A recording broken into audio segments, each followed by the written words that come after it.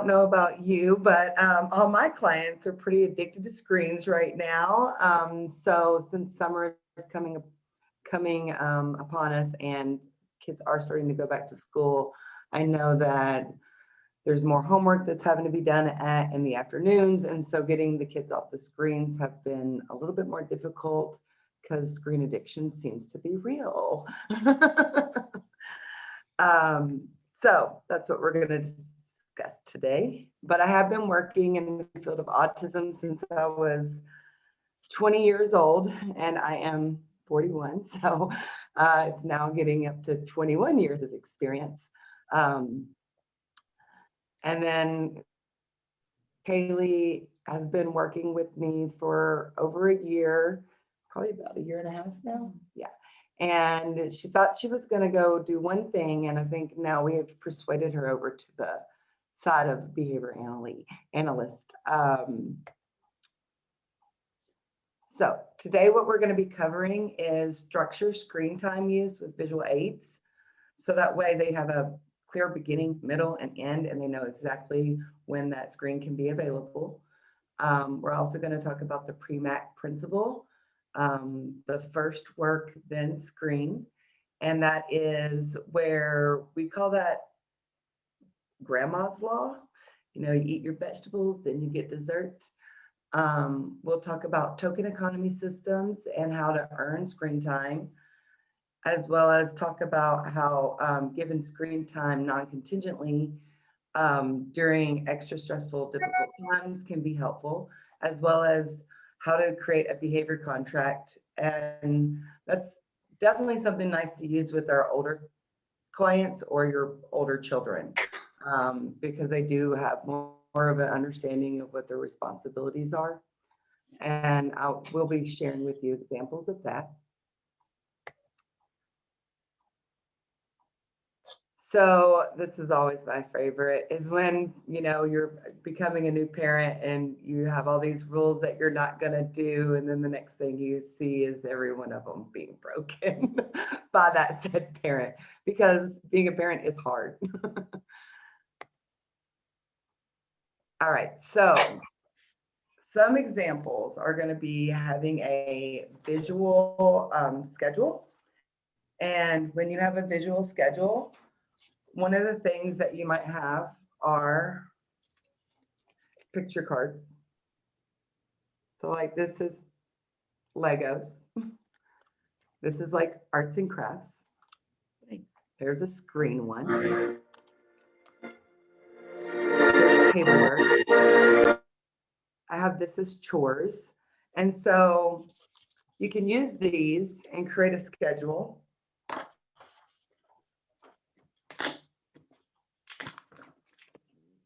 Bunch of different ways to go.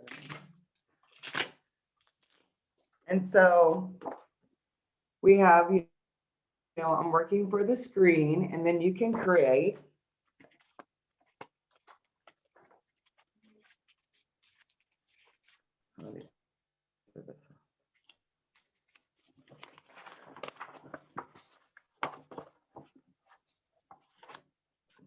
soft on soft. Oops. We actually did it wrong, but that's with Velcro. And you just put it on a piece of paper. It's no big deal. They're easy to make at home. You can also create it where they're earning stars. And then you're just placing stars. And if you have a very young kid and they're kind of new to this, you can do the first and then type of schedule, which is kind of supporting that PREMAC principle, or what I like to tell parents, the grandma's rule. And then with visual timers, sometimes we have clients that are a little bit more noise sensitive. And so I like to use those visual timers that show the red instead of the ding. And it goes all the way to an hour. So you could probably use this throughout, like if you're giving hour breaks between screen time, especially when kids are been used to having a lot of screen time these days. Sometimes that's what you have to aim for, is just getting them off for an hour. And if you're doing that, then you can use that visual timer. You can also use timers in your kitchen. Just depends on what your client or child needs. If they are more noise sensitive, I definitely recommend the visual timers. I find them very useful. Kids like to see that color slowly get smaller. But you can also do things where you're just writing out the list, like you would do a grocery list, and then they check off. It doesn't have to be difficult. Sometimes it's nice to have these little sheets because they can be a part of making them, and that can also boost some of the motivation. I'm a big fan of having the client help make whatever we're going to use. All right, and then the Velcro, I have picture cards, but you can make these word cards too. But just put a little piece of Velcro and you're set. It's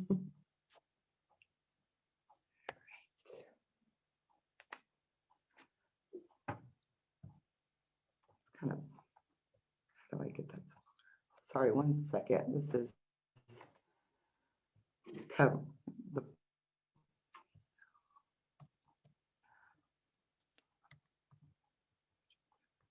All right, so the PREMAC principle, the first this, then that, is using less preferred work to be completed to motivate your child to get it done. So if you are trying to get them to complete homework, you can say you do your math worksheet, then you can have 20 minutes of your tablet or computer or video game or whatever it is that they've been used to kind of having a little bit more access to. So when they're done, they earn that reward. Make sure that that amount of screen time and the amount of effort of that less preferred task balance out. Sometimes you won't get it right first time, and that's one reasons that when someone comes to me and tells me it's not working, I'll ask, well, exactly are they working for? That's tablet time. How long are they getting? I'll give you an example. I had a kid in a school, and they were trying to use earning screen time, and they were, for every 5 minutes of work, they earned 1 minute of screen time, and literally they would get her on the computer for 1 minute, and it was causing all kinds of behaviors. And I'm like, I don't think anybody would want to be on a computer for just 1 minute. I think that she has to earn to at least 10 to 15, or it's not going to be motivating. So we started changing the first do this to being a little bit more work. They weren't quite ready for a token economy yet. So now we're going to talk about a token economy, which is kind of like money earned by doing tasks. Most of us would not work for free. Even if we love our job, we usually prefer to be paid for it. And so our kids' jobs are to, follow rules, do school, work on, being social with their friends, playing outside, engaging in the activities. And so we might have to start rewarding those things. And one of the ways to do that, especially with screen time, I use this a lot, is token economies. And so a token economy, need to make sure you can see this. A token economy, they can earn 5 stars, and then that will earn, I usually would put how many minutes that is. So it would be like 20 minutes of screen time. Now, it might take us an hour to get to 5 stars. I'll set that up where I'm doing it within task of what I'm wanting them to do. And that doesn't necessarily mean less preferred task. A lot of people would like to get their leisure activities to be more than just video games and tablet time and all that kind of things. And so sometimes the things on your schedule are going to be tasks that you're just wanting. If you would like them to work more with art, or if you're wanting them to, instead of always being on the screen, let's do some Legos. And so it could be Legos, it could be, you know, a table outside, it could be working, you got to do homework and then, you know, chores. You're pairing it or conditioning it to being a positive thing because you're pairing it with that screen. So don't forget that it doesn't always have to be less desirable activities because it's looked up as work, but a great way to increase more leisure activities with our client, with your kids or with our clients.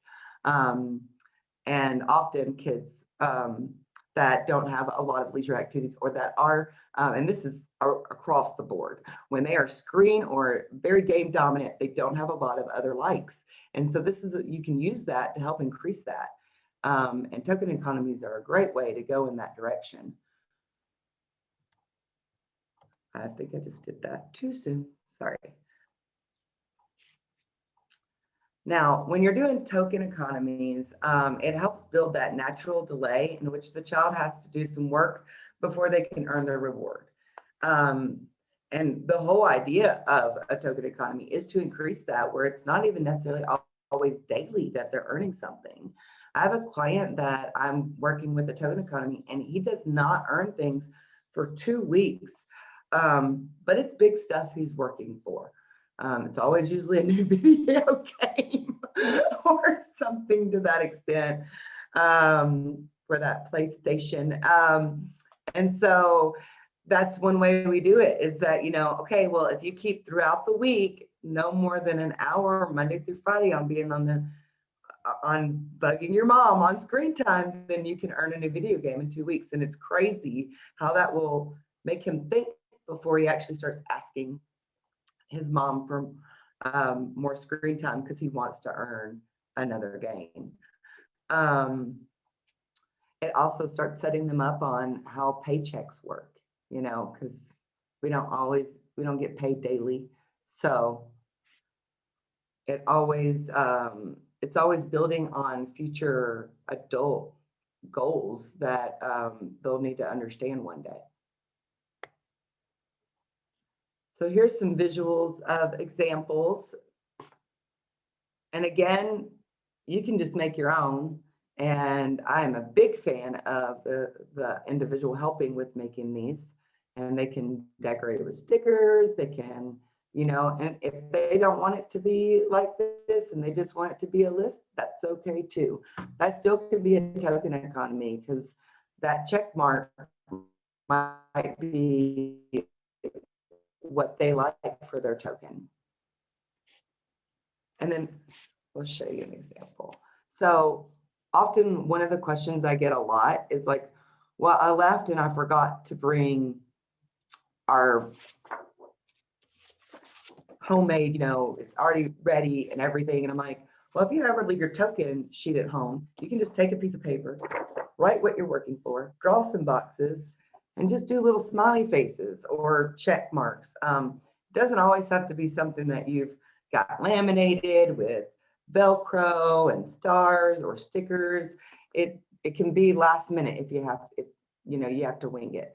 That is life. And so those are very good examples of how, you know, life can happen and you have to, you know, think outside that box. So benefits are for our token economy is that it teaches delayed reward. It teaches kids to use money functionally. I usually will, once the kid has the concept of money, we'll start using, I usually use Monopoly money, but then I will eventually move to regular money. So that way they can take the money they earned and go make whatever purchase they wanted. And there's a lot of, you know, independence in that, and those concepts on how that works and getting that concept of what things cost, it's never too early to start teaching that. It also teaches them the importance of, like, if you spend right away versus saving it. If you're spending right away, you always are going to have to get these little things. But if you found something big you want and you save over time, the money can be used in both ways. Now, some kids are always okay with spending it right away. They don't need those big item purchases. A candy bar at the store is just enough to make them happy. But I always push to trying to, I always go ahead and buy these items too. Sometimes when I'm teaching this, I will buy these items ahead of time and have a store for them to purchase things from. So that way it's not also the step of having to go to the store, but eventually we'll go to that step, especially if I have teenage clients. So one of the common reasons token economies fail is that you're not providing backup reinforcers, which is what they're earning. These are backup reinforcers because they're trying to use these to get that big reinforcer, and you're not providing enough of them. That's keeping that behavior momentum going. You're not clearly defining the desired behavior.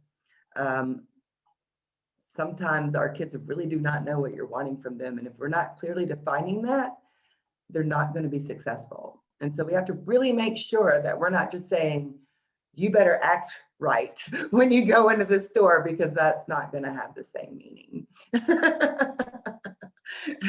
That used to be what my mom would say to me. You better act right when you go into the store. When I was kind of a difficult child. And then you really want to make sure that when they are giving you those desired behaviors, that you're not forgetting to reinforce them with that backup reinforcer. That happens a lot too. And it's okay to not be perfect. We don't expect our kids to be perfect, so why would we be? But make sure when you do make that mistake, go, oh, remember when you did that at the store? I should have given you a token and I forgot, and I want to make that right. I mean, there's, modeling how you should, fix your mistakes is a great way for them to learn life lessons. And then sometimes there's an inappropriate schedule of token delivery. If you one day were giving a token every single time they did that desired behavior, but then the next day they were giving you all that desired behavior, but you, instead of going to a 1-to-1 ratio of giving that reinforcer, you go to a 1-to-7. I see this all the time. Well, there's got to be a gradual fade of how you're going to go to a larger amount of time between reinforcers. So you have to make sure you don't jump too quickly, because you will lose buy-in really quickly. And then removing tokens. It is not always that you don't remove a token, but in most cases, removing tokens is not going to be the way that you go about things. And the best way I know how to explain this is when you get a paycheck, your employer doesn't go, you did a bad job this week, I need some of your money back from last week. It doesn't happen. So that's why you really, when you take that token away, you take away a lot of trust in your relationship with how those tokens are being delivered, because they know at any point in time you could decide to take one away, and so it's not concrete to them. There are sometimes you need punishment, but I'm telling you that is such a rare occasion that removing tokens is probably more benefiting your frustration than helping your situation. And it just makes you feel like you're doing something, but I promise you that's not something you want to do in most cases. All right, does anybody have questions? Because if you do, go ahead and shoot something in the chat box, as well as if you joined late and you did not hear Bree, there is a form to fill out for attending this presentation, and it's going to be very helpful for the Autism Society, so please fill it out. Thanks, Melissa. I don't see any questions come up in the chat. Okay. But feel free to add some. So non-contingent target times. So non-contingent reinforcement is where you're just getting that reinforcer free of charge. Great examples of places to give this free of charge. If your child has problems with getting a haircut, take that tablet. Make your life easy. If you know that you are not going to be able to win in going to the doctor, take that tablet. That's fine. The times that you want to give that non-contingently to help with a stressful situation for both child and for you is a great time to use that. It is okay to use that. If anyone tells you otherwise, do not believe them. Sanity is important. And then, but make sure when you are going to give that non-contingent reinforcement, that you gave it non-contingently and it wasn't following a behavior, because then you will create a behavior chain. And then you have reinforced that behavior with that tablet. So the tablet in the hand before entering the doctor's office, great idea. A tablet before you go into the hair appointment, because that way, if the tantrum does happen anyway, they had the tablet, it didn't. Does that make sense? I hope that makes sense. So I'm gonna close this again. Okay.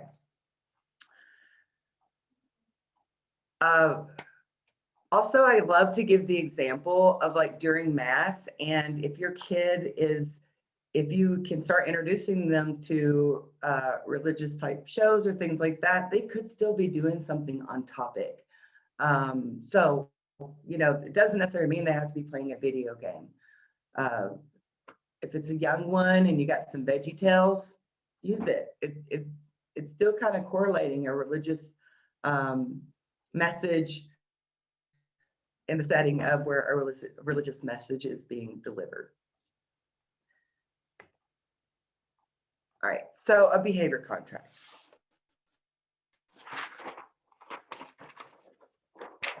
Not that good. Make sure we're complete. Oh, I'm too quick.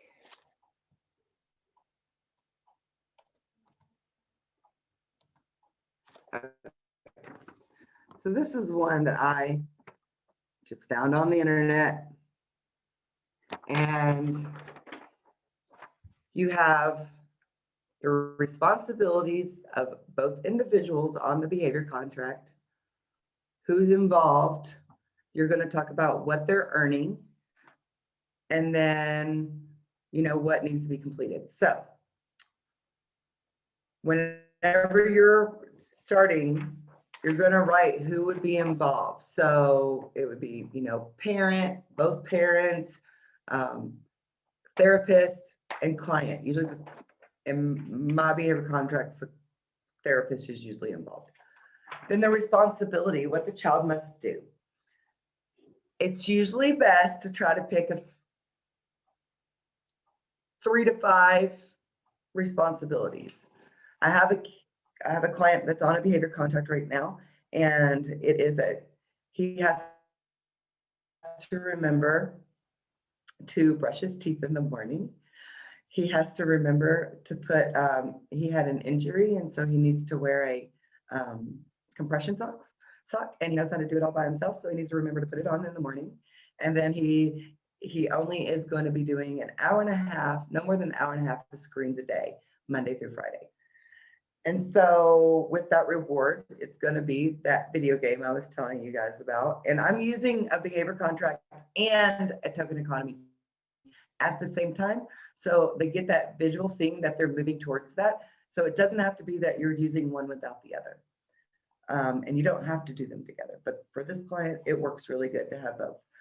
And I don't call it a behavior contract. I call it the rules of the game. And then if I do not follow this agreement, what happens? It means he has to start over after 2 weeks and rework for that game, because I'm not creating it as a behavior contract. I have it as rules of the game. So he signed it, his mom signed it, I signed it, and he knows the date circled in his calendar. It's also written on the paper when that day comes that he will get the new video game that he's wanting.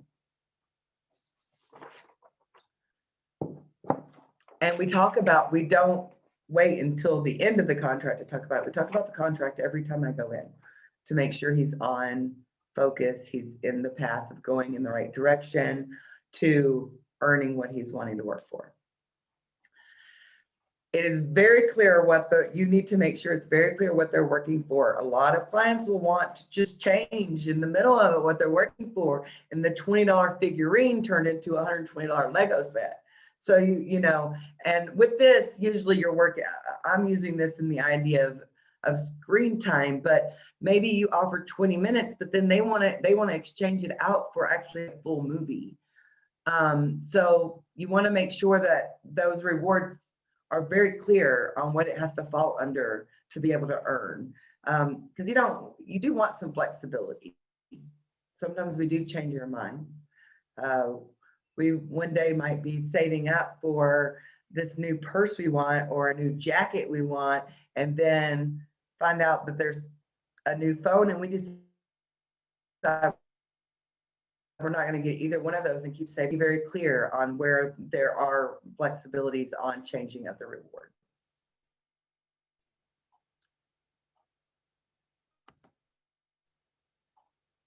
So here's some other examples, and these are very simple. The client that I was giving you the examples of all the things he had to do, we've done this for 3 years now. He's more fluent in this, so I can up the ante a lot with him. He's also older, he's matured, concepts are getting there. He's understanding the concept of what things cost. So those start to play in your favor. Like he'll look at something like, oh, no, that's probably too much.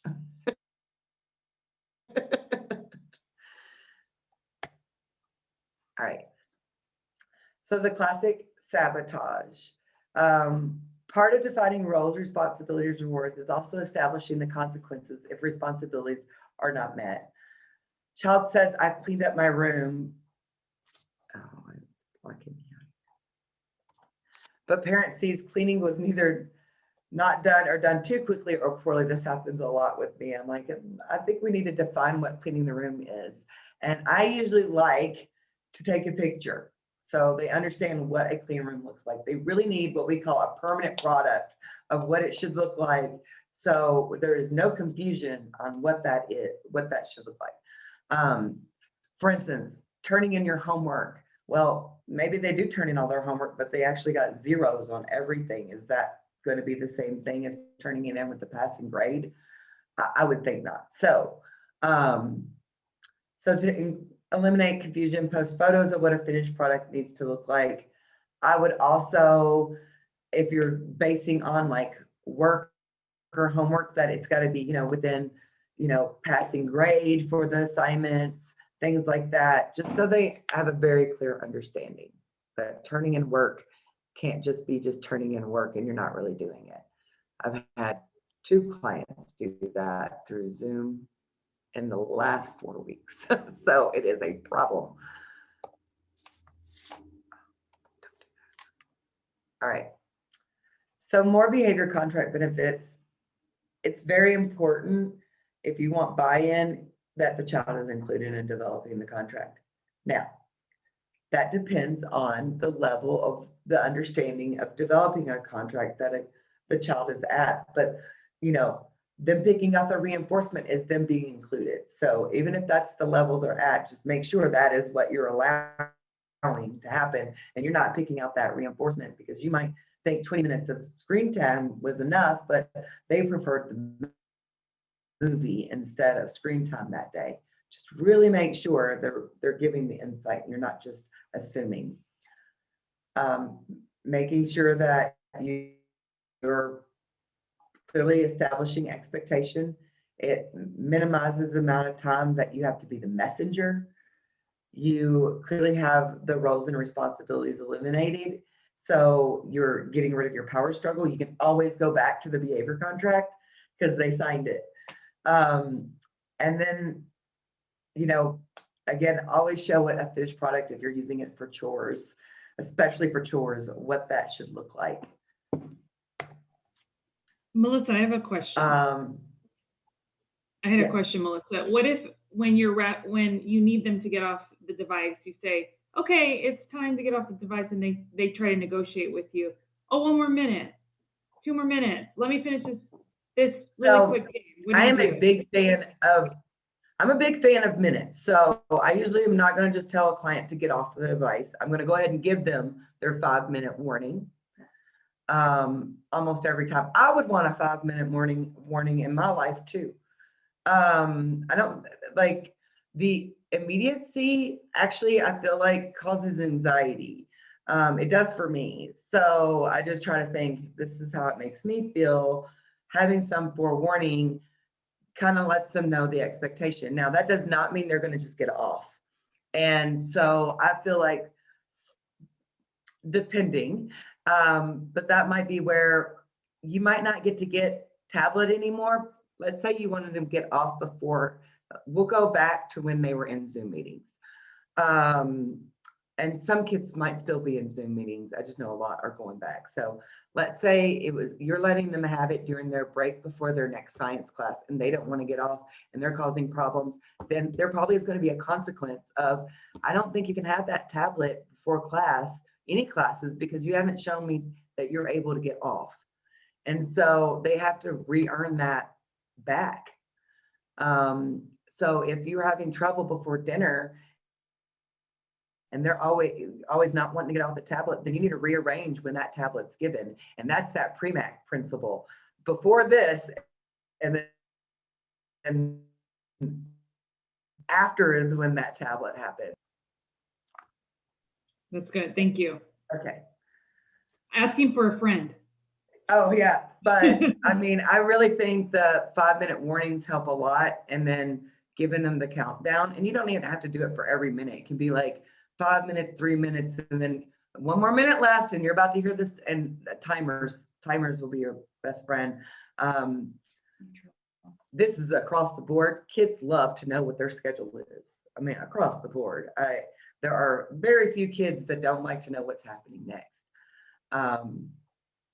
Or constantly asking about their day if they don't know what's going on. So, like, think about vacations. I feel like you just get a lot of questions.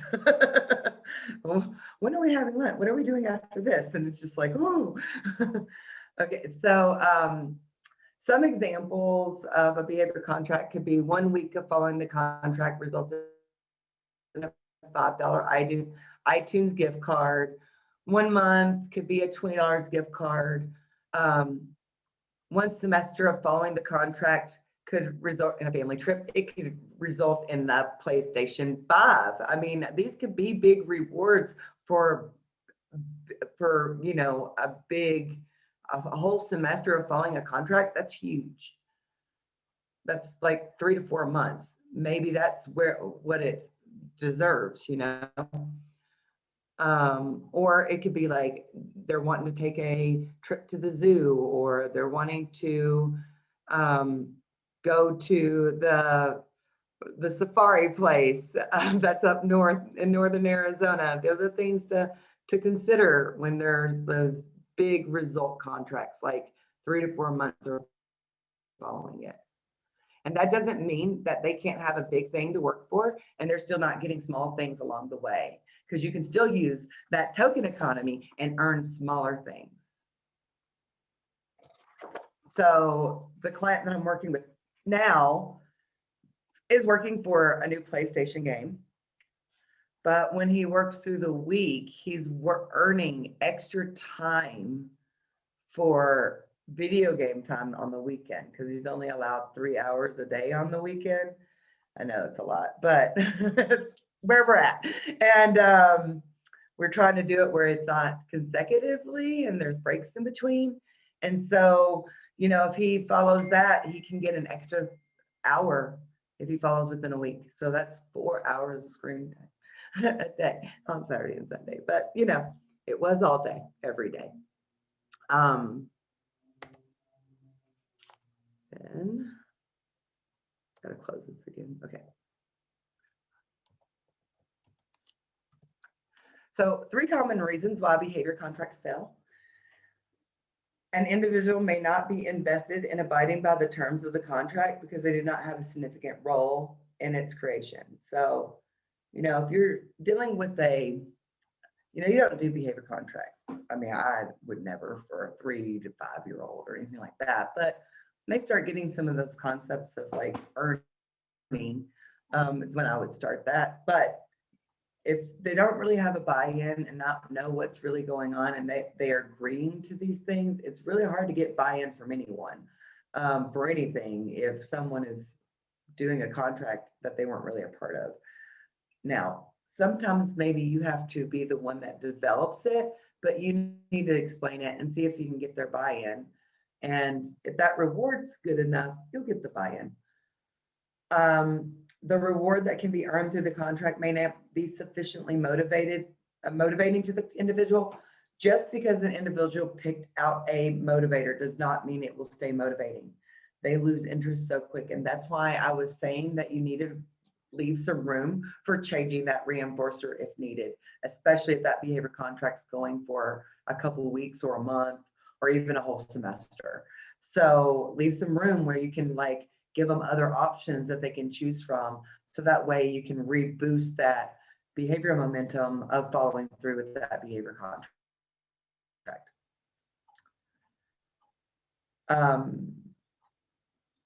I mean, we kind of do a verbalization with your client.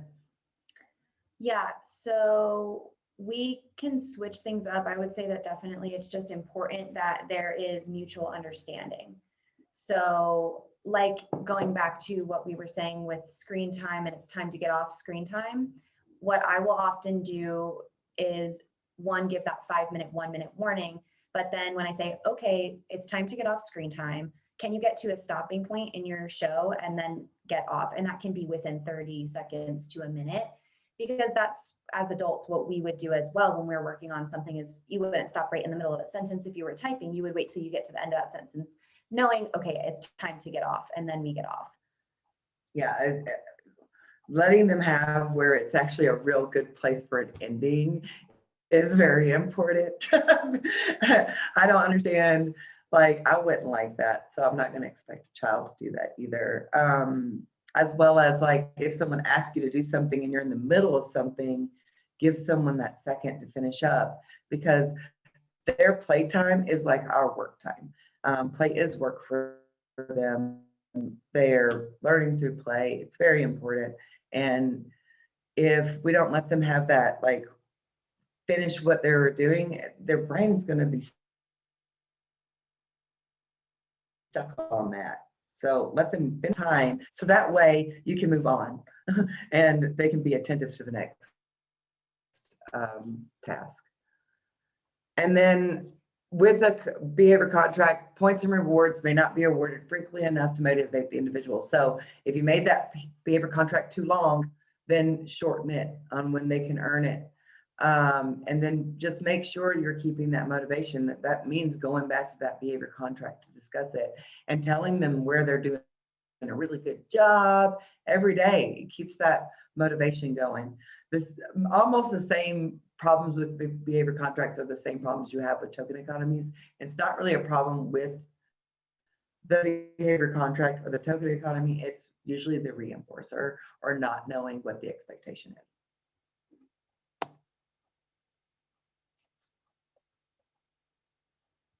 That's just a funny little picture.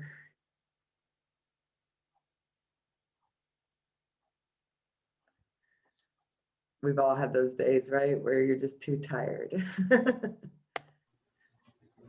All right, so final questions. Ask anything that you may like.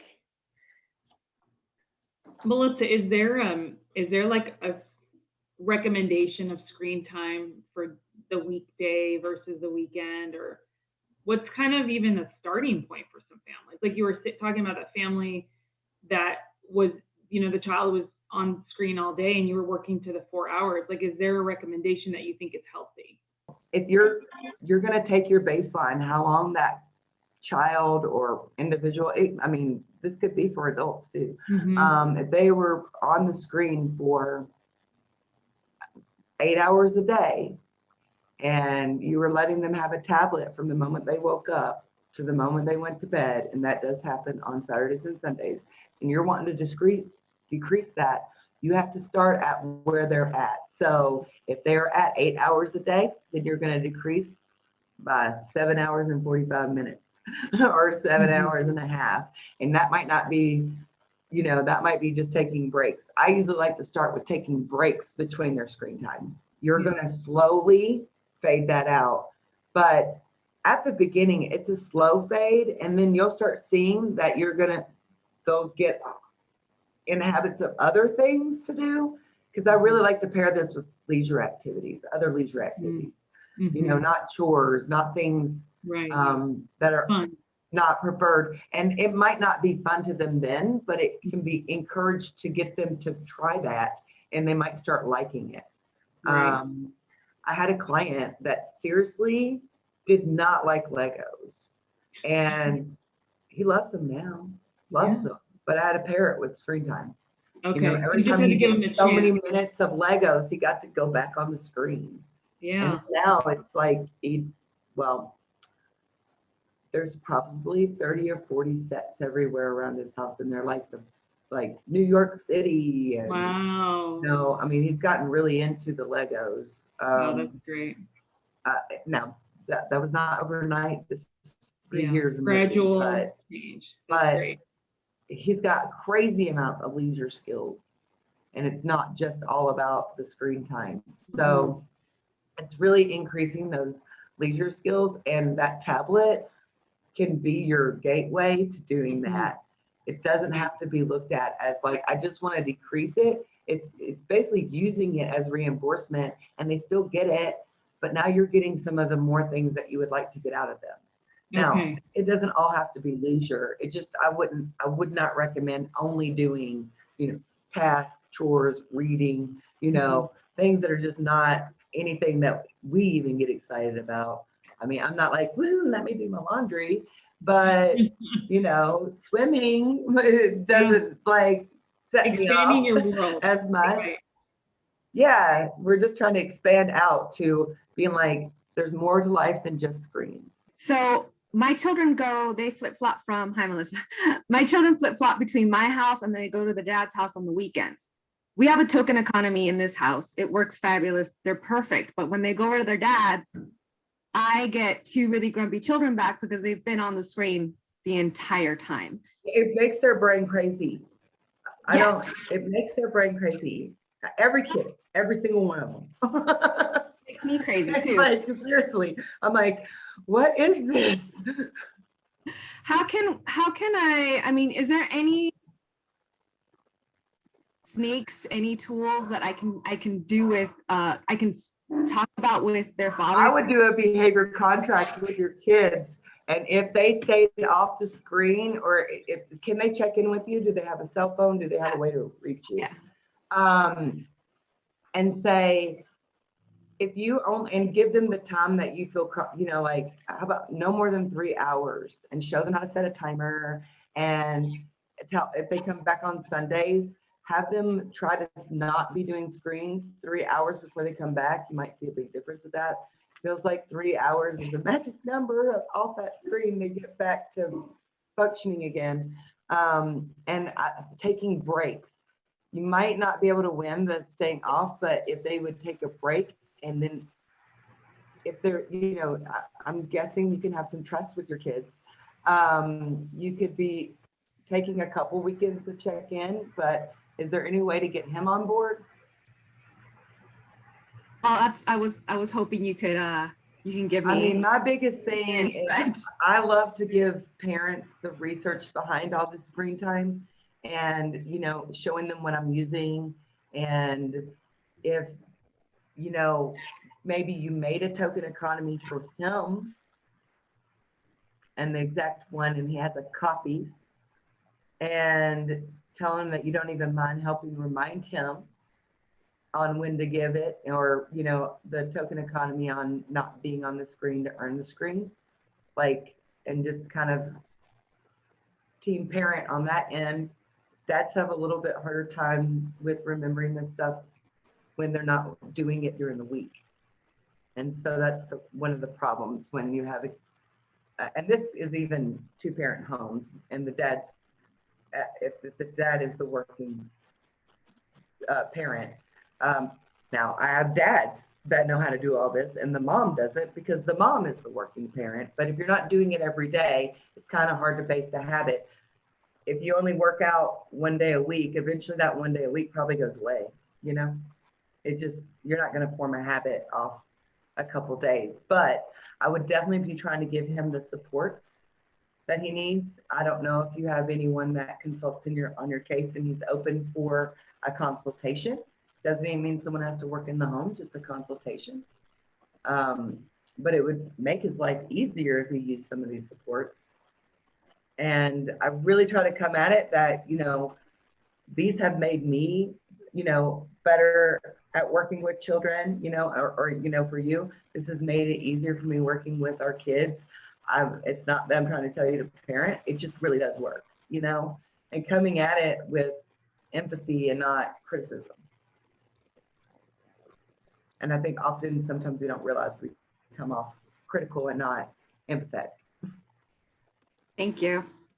But Melissa and Kaylee, thank you so much. I think this gives us plenty of ammunition to equip our homes and just, you know, just really just being consistent, having, you know, just a system. I have one from asking about what about for groups like family systems? How can I set a family goal with all my kids ages 4, 11? I do it all the time.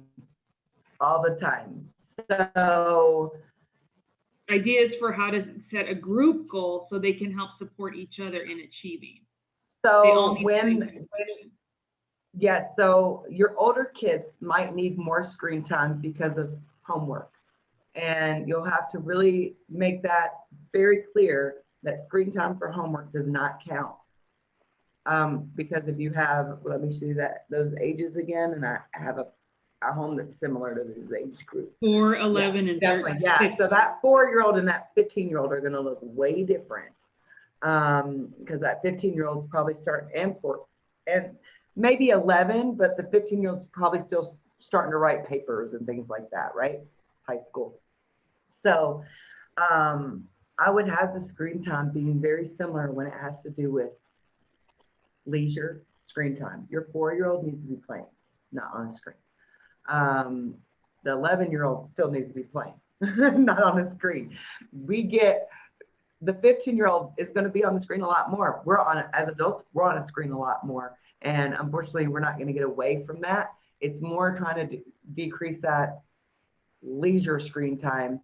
And I would be doing that by earning that screen time with other leisure activities that are not screen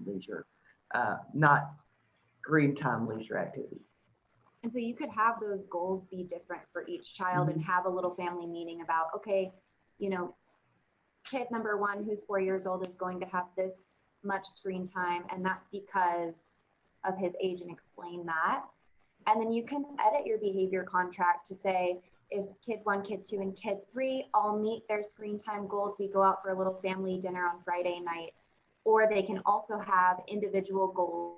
If they made their goal, but maybe their siblings didn't, they get their little smaller goal. And, you know, next week you can try again. As well as with the 4-year-old. When I tell you that screen time is the same, it'll be the same. Where it differs is that non-contingent screen time. So if your 15-year-old has especially like, let's think about during close to when you're trying to make lunch for everybody, you might give him screen time then. You'll explain to that 11 and 14-year-old that he's getting screen time because I need it quiet in the house for you to do your presentation. That's non-contingent, and that won't count for that screen time. And you can still use that for your 4-year-old, and you will explain that to your 11 and 15-year-old. When you see this happen, it's because I'm too busy at this moment. It's my getting your lunch ready, or I'm getting everybody out the door for you guys to get to school, and I'm letting him have 30 minutes so I don't have to worry about where he's at right now and my own sanity. And usually they'll start getting that buy-in. I have a family I do that with right now, and the oldest one at first would be like, that's not fair, but now you hear her go, oh, he's on there because I have my class and he needs to be able to be quiet. Like, she's now really getting that concept. Thank you. Well, it's just about 12, and if there's no other questions, I just want to thank you so much, Helping Hands Behavior Therapy, for all you do for our kids and for this hour that you have with us, and just equipping our families even more. So thank you. Happy World Autism Acceptance Day to everyone. It's a special month ahead, and visit our website, see all that we have going on. We have podcasts and videos from Helping Hands as well. So thank you so much for your time today. Have a great weekend, and thank you, Melissa and team. We appreciate you. Thanks, everyone. Thank you.